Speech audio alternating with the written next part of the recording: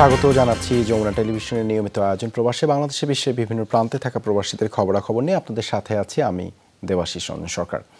Republican প্রার্থী হিসেবে Donald Trump চূড়ান্ত মনোনয়ন পাওয়ায় ফের আলোচনায় যুক্তরাষ্ট্রের অভিবাসন নীতি। মসনদে বসলে আবারও অভিবাসীদের বিরুদ্ধে কঠোর অবস্থানে যাবেন কিনা সেটি নিয়েই চলছে নানা বিচার বিশ্লেষণ। অন্যদিকে রক্ষণশীল জেডি ভ্যান্সকে রানিং মেট হিসেবে বেছে নেয় পররাষ্ট্রনীতি সহ আরও বেশ কিছু ইস্যুতেও যে কঠোর হবেন ট্রাম্প সেটা স্পষ্ট। ফলে বন্ধ হতে পারে ইউক্রেনের সহায়তায় ইউরোপের সাথেও বাড়বে দূরত্ব। ডোনাল্ড ট্রাম্প প্রেসিডেন্ট নির্বাচিত হলে পররাষ্ট্র নীতিতে যে আমূল পরিবর্তন আসবে সেই ইঙ্গিত মিলেছিল আগেই। রক্ষণশীল নেতা জেডি ভ্যান্সকে রানিং মেট নির্বাচিত করে তারও স্পষ্ট করলেন রিপাবলিকান প্রার্থী। প্রেসিডেন্ট হওয়ার দৌড়ে সব জরিপে এগিয়ে ট্রাম্প, সেক্ষেত্রে দেশটির ভাইস প্রেসিডেন্ট হবেন ভ্যান্স। তাতেই উদ্বেগ বেড়েছে ইউরোপের। ট্রাম্পের তুলনায় ইউরোপের প্রতি কঠোর মনোভাব 39 বছরের এই রাজনীতিকের। ন্যাটোর সমালোচক হিসেবে পরিচিত জেডি ভ্যান্স প্রতিরক্ষা খাতে ব্যয় না বাড়ানোয় অনেক ইউরোপীয় দেশকে শোনান কটু কথা। যুক্তরাজ্যের লেবার সরকারের কট্টর সমালোচক তিনি। বরাবরই যুদ্ধে ইউক্রেনকে সহায়তার বিপক্ষে ভ্যান্স। ট্রাম্পের সহযোগী যুদ্ধ বন্ধে মস্কো কিয়েভকে আলোচনায় বসার আহ্বানও জানিয়েছেন। চীন নীতিতেও ইউরোপীয় নেতাদের সাথে রয়েছে ভ্যান্সের মতপার্থক্য। এই পরিস্থিতিতে ট্রাম্প ভ্যান্স ক্ষমতায় এলে যুক্তরাষ্ট্রের সাথে বাড়তে পারে ইউরোপের দূরত্ব। ধারণা করা হয়েছিল ট্রাম্প ইউক্রেন ইস্যুতে কিছুটা নমনীয় হতে পারেন। ইউরোপ ও ইউক্রেন সম্পর্কে দৃষ্টিভঙ্গি পরিবর্তনের ইঙ্গিত দেন তিনি। কিন্তু তার রানিং মেট নির্বাচনের মাধ্যমে তিনি ইউরোপীয় নেতাদের সব আশা গুড়িয়ে দিলেন। জেডি ভ্যান্স ইউরোপের শুভাকাঙ্ক্ষী নন। ট্রাম্পের মতোই তার রানিং মেট অভিবাসন ইস্যুতে বেশ কঠোর। ফলে রিপাবলিকানরা ক্ষমতায় এলে যে দেশটির অনিবন্ধিত অভিবাসীদের কপাল পুড়বে সেটা অনেকটাই স্পষ্ট। তবে গাজা ইস্যুতে নীতি বদলানোর সম্ভাবনা দেখছেন না বিশ্লেষকরা। মোস্তফা মাহমুদ, যমুনা নিউজ। বাংলাদেশে কোটা সংস্কারের দাবিতে শিক্ষার্থীদের চলমান আন্দোলন ঘিরে সৃষ্ট পরিস্থিতি গভীরভাবে পর্যবেক্ষণ করছে জাতিসংঘ। নিয়মিত ব্রিফিংয়ে এমনটি জানিয়েছেন জাতিসংঘ মহাসচিব আন্তোনিও গুতেরেসের মুখপাত্র স্টিফেন দুজারিচ। তিনি বলেন, বাংলাদেশের চলমান পরিস্থিতি নিবিড়ভাবে এবং উদ্বেগের সাথে পর্যবেক্ষণ করা হচ্ছে। বাংলাদেশ কিংবা বিশ্বের অন্যান্য যে কোনো অঞ্চলের মানুষেরই শান্তিতে বসবাস করার অধিকার রয়েছে। সহিংসতা থেকে আন্দোলনকারীদের রক্ষা করার জন্য সরকারের প্রতি আহ্বান জানান তিনি। বিশেষ করে যুবক, শিশু বা প্রতিবন্ধীদের নিরাপত্তা নিশ্চিতের আহ্বান জানান দুজারিচ। দামি ঘড়ি দেখে শনাক্ত হলো মরদেহ। জানা গেল ভারতের সিকিম রাজ্যের সাবেক মন্ত্রীর দেহ তিস্তা নদীর বানে ভেসে চলে এসেছে লালমনিরহাটে। ফেসবুকের কল্যাণে তার পরিচয় নিশ্চিত হয় জেলা প্রশাসন ও বিজিবি। দ্রুততম সময়ে ময়নাতদন্ত হয়েছে। ভারত সরকারের প্রতিনিধির উপস্থিতিতে পরিবারের সদস্যদের কাছে গতকাল রাতে মরদেহ হস্তান্তর করা হয়। আদিতমারি উপজেলার তিস্তার চর থেকে গত 15 জুলাই একটি অর্ধগলিত মরদেহ উদ্ধার হয়। এরপর বিষয়টি ফেসবুকে ব্যাপকভাবে ছড়িয়ে দেয় স্থানীয়রা।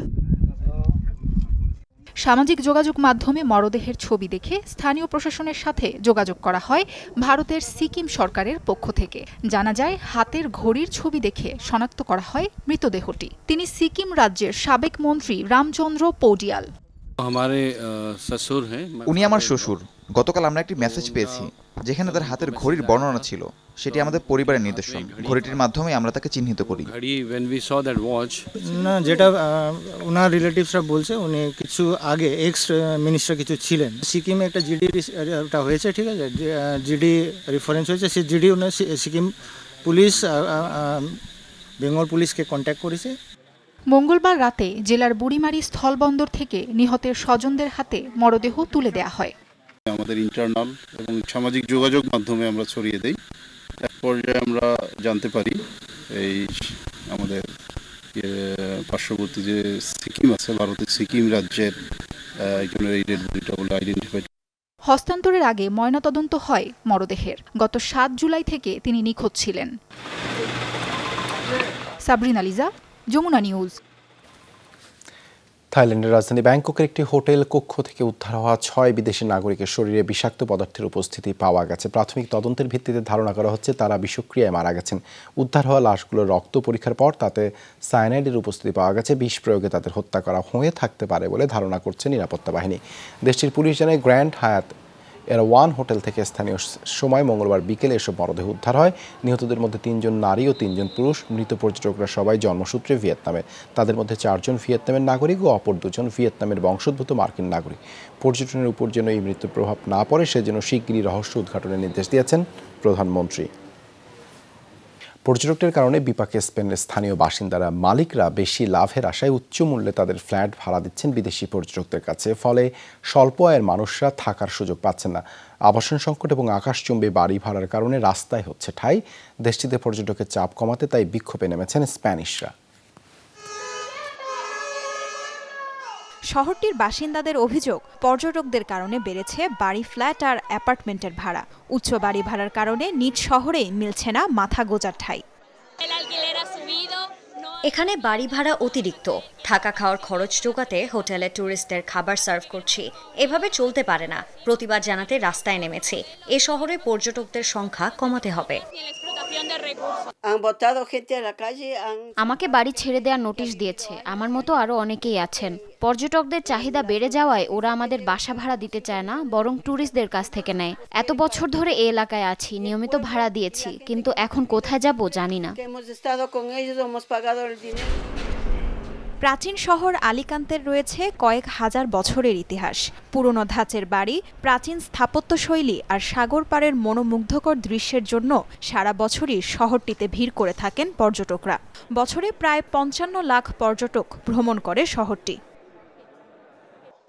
তবে পর্যটকদের এই বাড়বাড়ন্তই হিতে বিপরীত ডেকে এনেছে শহরের বাসিন্দাদের জন্য। অতিরিক্ত পর্যটকদের চাপে নিজেদেরই নেই থাকার জায়গা। এলাকার যে বাড়িতে আগে মানুষ ভাড়া থাকতো সেগুলো এখন টুরিস্টদের দখলে। বেশি লাভের আশায় বলতে গেলে সব বাড়ি ব্যবহৃত হচ্ছে টুরিস্টদের জন্য। ভাড়া থাকা বাসিন্দাদের এক প্রকার জোর করে ঘর ছাড়া করা হয়েছে। অতিরিক্ত ভাড়ার কারণে অন্য কোনো বাসা ভাড়াও নিতে পারছেন না কেউ। আবাসিক যে বাড়িগুলো চুক্তির ভিত্তিতে পর্যটকদের ভাড়া দেওয়া হয়, একেই বলা হয় হলিডে হোম। পর্যটকদের থাকার জন্য পছন্দের তালিকায় প্রথমেই রয়েছে এই হলিডে হোম। চলতি বছরেই বিভিন্ন হলিডে হোমের ভাড়া বেড়েছে প্রায় 24%।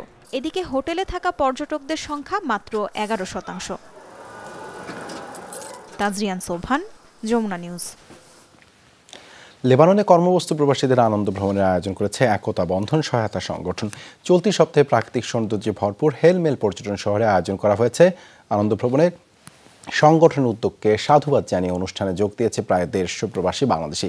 দিনব্যাপী আনন্দ ভ্রমণে ছিল বিভিন্ন দেশীয় খেলাধুলার আয়োজন। এছাড়া মুখরোচক বাঙালি খাবার অনুষ্ঠানে যোগ করেছে বাড়তি মাত্রা। প্রবাসীরা জানান লেবাননে কর্মব্যস্ত জীবনের মাঝে এমন আয়োজন সত্যিই আনন্দদায়ক। আনন্দ ভ্রমণের সার্বিক আয়োজনে ছিলেন ওমর ফারুক মোল্লা, জাকির হোসেন, রতন, রিপন চৌধুরী ও সাদ্দাম হোসেন সহ আরও অনেকে। অর্থনৈতিক মনটা কাটিয়ে ওঠার কারণে বন্ধু বান্ধব নিয়ে সবাই ঘুরতে আসছি, অনেক এনজয় করতেছি, অনেক আনন্দ হচ্ছে, ভালোই লাগতেছে।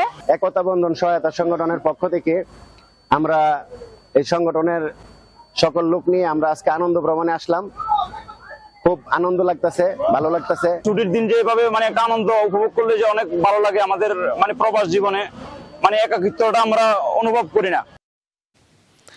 মাত্র 1 ঘন্টার ব্যবধানে গাজা জুড়ে অর্ধশতাধিক ফিলিস্তিনিকে হত্যা করল ইসরায়েল। উপত্যকার সিভিল ডিফেন্স এজেন্সি জানায় নুসাইরাত রিফিউজি ক্যাম্পে হামলা চালিয়ে 25 ফিলিস্তিনিকে হত্যা করা হয়েছে।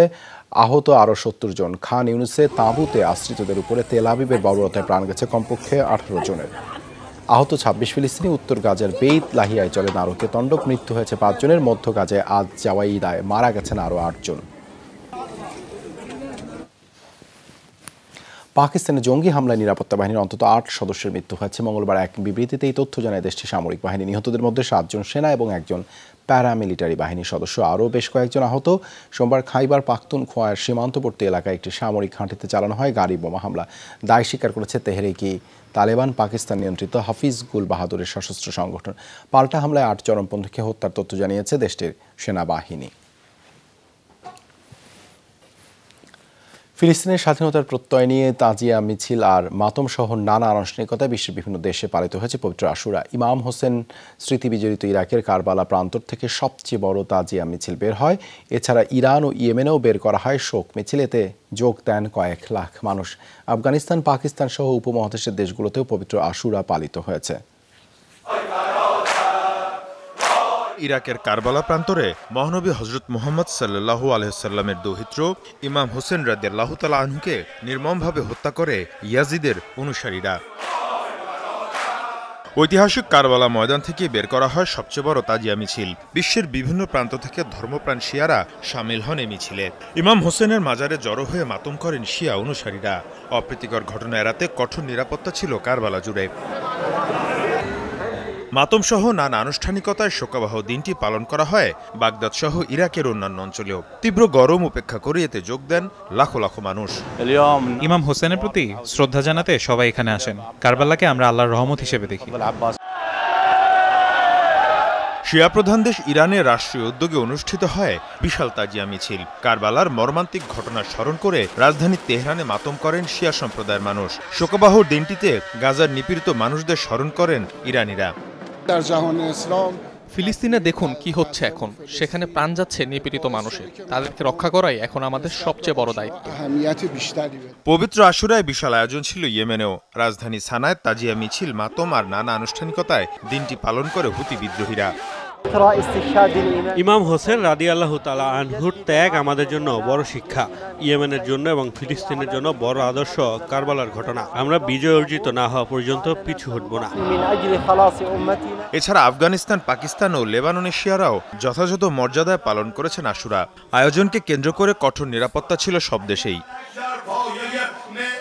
মীর মুশফিকা হাসান, যমুনা নিউজ। যুক্তরাজ্যের টাওয়ার হ্যামলেটসের বাসিন্দাদের সুস্বাস্থ্য রক্ষায় বিনামূল্যে সাঁতার প্রোগ্রাম চালু করেছে বি ওয়েল। সোমবার থেকে শুরু হয়েছে বিনামূল্যে সাঁতারের এই প্রোগ্রামটি। এখানে অংশ নিতে পারবেন 16 বছর থেকে শুরু করে যে কোনো বয়সী নারীরা। এছাড়াও 55 বছর বা তার চেয়ে বেশি বয়সের পুরুষদের জন্য থাকছে এই সুবিধা। টাওয়ার হ্যামলেটসের মেয়র লুৎফর রহমান বলেন, যুক্তরাজ্য জুড়ে গেল 14 বছরে হাজারেরও বেশি সুইমিং পুল বন্ধ রয়েছে। মানুষের সুস্বাস্থ্য নিশ্চিতে তাই এই সাঁতার প্রোগ্রাম শুরু করা হয়েছে।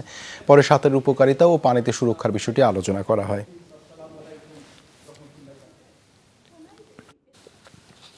চীনের সানজি ও গানসু প্রদেশে বন্যা পরিস্থিতি আরও অবনতি হয়েছে। বন্যা পরিস্থিতির অবনতির জন্য সানজি প্রদেশের 21টি অঞ্চলে জরুরি অবস্থা জারি করা হয়েছে। সতর্কতা সংকেত দেওয়া হয়েছে গানসু ও লংল্যাং প্রদেশে। অতিবৃষ্টি ও আকস্মিক বন্যাপ্রবল এলাকাগুলোর দিকে কড়া নজর রাখছে দেশটির প্রশাসন। কর্তৃপক্ষ জানিয়েছে, দুর্গত এলাকাগুলোর সহায়তা পৌঁছে দিতে কাজ করে যাচ্ছে কর্মীরা।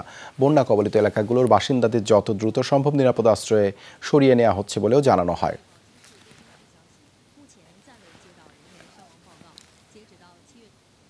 অতিরিক্ত তাপমাত্রা বৃদ্ধির ফলে শুকিয়ে গেছে সার্বিয়ার লবণাক্ত পানির হ্রদ। বুধবার দেশটির সর্বোচ্চ তাপমাত্রায় ভেঙেছে দীর্ঘদিন ধরে চলা এই তাপপ্রবাহের নাস্তানাবুদ মধ্য ও দক্ষিণ ইউরোপের বেশিরভাগ বলকান দেশ। প্রায় সারা বলকান রাষ্ট্র জুড়ে গত এক সপ্তাহে বেড়েই চলেছে তাপমাত্রা। ফলে শুকিয়ে গেছে সার্বিয়ার ভোজান্ডিয়ার অবস্থিত ম্যালেন্সি এলাকা রুসান্ডা নামের একটি লবণাক্ত পানির হ্রদ। অতিরিক্ত গরমের কারণ হিসেবে আবহাওয়াবিদরা দ্রুত জলবায়ু পরিবর্তনকে দায়ী করেছে। ক্রমশ বাড়তে থাকা তাপমাত্রা দাবানলের রূপ নিয়েছে উত্তর ম্যাসিডোনিয়া এবং আলবেনিয়ার বিস্তর বনভূমিতে। আগুন নেভাতে দুটি দেশের প্রশাসনিক ফায়ার সার্ভিস, বিমান ও হেলিকপ্টার মোতায়েন করেছে। এই ছিল প্রবাসী বাংলাদেশে এতক্ষণ সাথে থাকার জন্য ধন্যবাদ সবাইকে।